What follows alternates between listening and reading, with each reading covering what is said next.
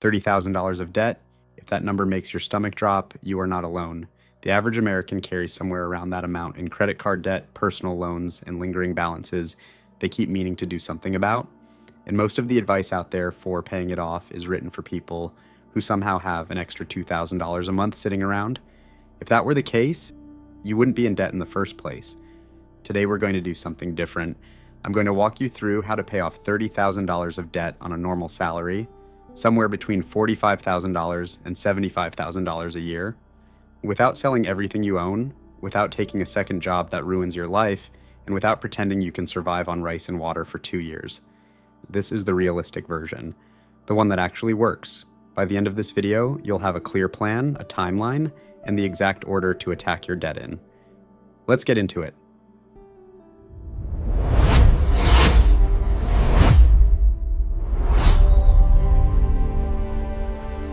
The mindset shift that matters most. Before we touch the math, we need to talk about something nobody mentions in debt videos. Mindset. If you think of debt as a moral failure, you'll never pay it off. You'll spend most of your energy feeling ashamed instead of focused. And shame is one of the worst possible fuels for long-term action. It burns hot for a week, then collapses into avoidance. So let's reset the frame right now. Debt is not a sign that you're broken. It's a math problem that needs a solution. Millions of people have dug themselves out of bigger holes than yours, and they did it without being superhuman. They did it by following a system. The second mindset shift is this. Paying off debt is the highest return investment you will ever make. If you have credit card debt at 24% interest, paying it off is a guaranteed 24% return on your money. The stock market averages about 10%, real estate maybe 4 to 6%. There's literally nothing else legal you can do with your money that returns 24% reliably. So when you're paying down debt, you're not just paying bills, you're investing. And the return is enormous. Hold on to that idea. It'll keep you going when motivation runs low. Step 1, get brutally honest about the numbers. The first thing you have to do is something most people in debt actively avoid. You have to look at it, all of it, at the same time. Open a blank spreadsheet or just a piece of paper and write down every single debt you have. Credit card balances, personal loans, buy now, pay later balances, car loans, student loans, anything you owe anyone. For each one, write down 4 things: the total amount you owe, the interest rate, the minimum monthly payment, and the lender. This is going to be uncomfortable. Most people who are in debt have never actually seen the full number in one place. They've been carrying a vague feeling instead of a concrete fact. That vague feeling is worse than the truth because it lives in the back of your mind 24 hours a day. The concrete number, even if it's huge, can actually be solved. Add up the totals, that number is your enemy now. It's not abstract, it's a target.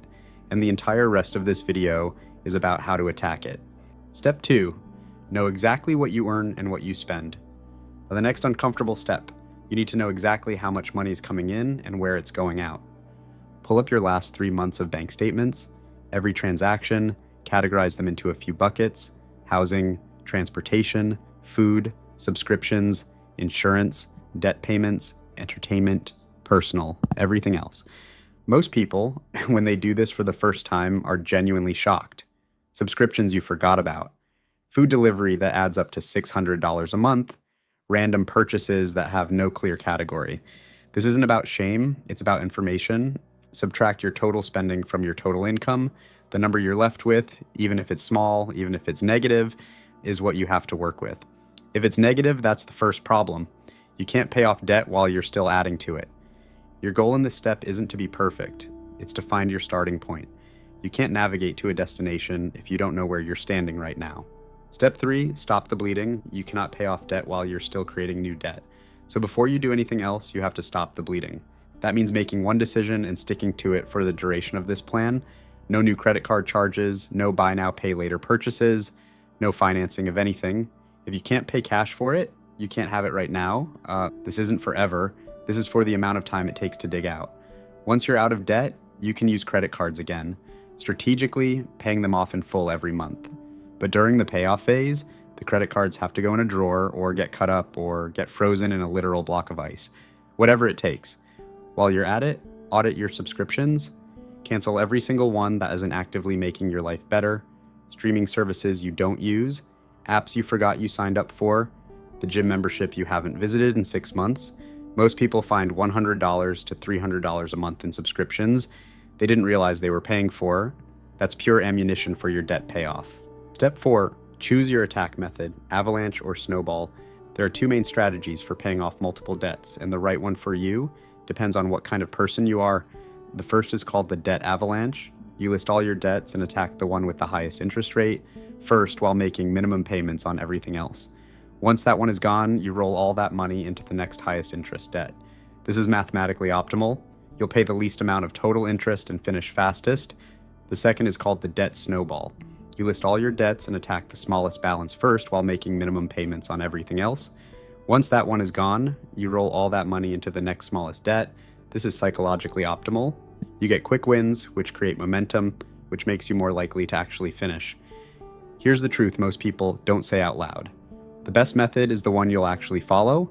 If you're someone who needs visible progress to stay motivated, do the snowball. The early wins will keep you going. If you're someone who's purely driven by math and won't quit just because progress feels slow, do the avalanche. For most people, I lean toward the snowball method because the biggest reason people fail at paying off debt isn't math. It's quitting. The snowball gives you wins every few months that keep you in the game. Step 5, find the extra money. Now we get to the part that actually moves the needle. To pay off $30,000 of debt on a normal salary in a reasonable time frame, you need to find extra money to throw at it every single month. There are two ways. Spend less and earn more. You're going to do both. On the spending side, look at the three biggest expense categories for most households: housing, transportation, and food. Housing is the hardest to change short term, but if you're paying way more than 30% of your income on housing, this is the lever that creates the biggest results. Getting a roommate, moving to a cheaper apartment when your lease ends, renegotiating with your landlord, cutting $300 to $500 a month off your housing instantly accelerates your timeline by years. Transportation, if you're financing a car at $500 to $700 a month, that car is keeping you in debt. Selling it and driving something cheaper, even temporarily, frees up an enormous amount of money. A reliable used car with no monthly payment is a wealth building tool. A financed luxury car is the opposite. Food. The average household spends way more on food than they realize, especially on delivery and takeout. Cooking at home 5 nights a week instead of 3 saves most people $200 to $400 a month. You don't have to become a chef, you just need a few simple meals you can repeat. On the earning side, this is where the real acceleration happens. A side income of even $500 to $1,000 a month thrown directly at debt cuts your timeline dramatically.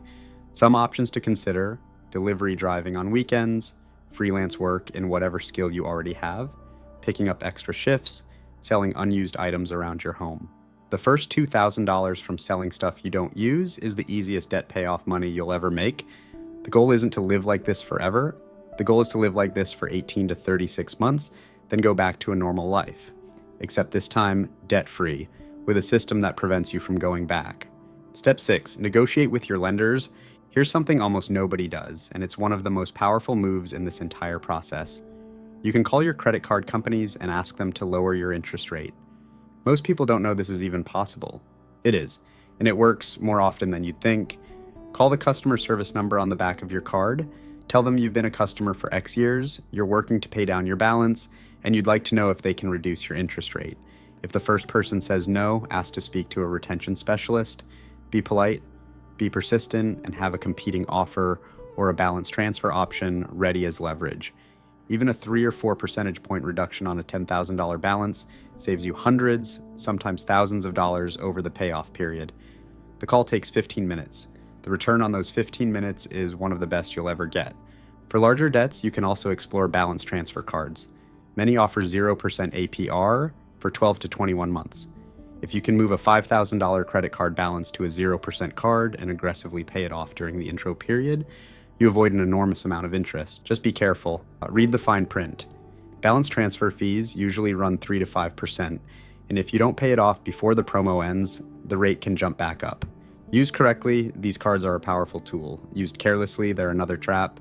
Step 7, build a small emergency fund first. Before you start throwing every extra dollar at debt, do one more thing. Save $1,000 in a separate savings account, just $1,000. Here's why. If you have zero cushion and your car breaks down or your phone dies, you'll have to use a credit card to handle it. And just like that, you're adding to your debt while trying to pay it off. The $1,000 buffer prevents that. This isn't a real emergency fund. A real emergency fund is 3 to 6 months of expenses, and you'll build that after you're out of debt. The $1,000 starter fund is just enough to handle the small surprises that come up while you're focused on the payoff. Get that $1,000 in place first, then go scorched earth on the debt. The real timeline, what $30,000 looks like. Let's get specific. What does paying off $30,000 actually look like on a normal salary? Scenario 1. You make $55,000 a year, take home roughly $3,500 a month after taxes, and through a combination of expense cuts and a small side income, you find $800 a month to put toward debt above your minimums. At an average 18% interest rate, you'll be debt-free in about 3.5 years. Scenario 2, same income but you really commit.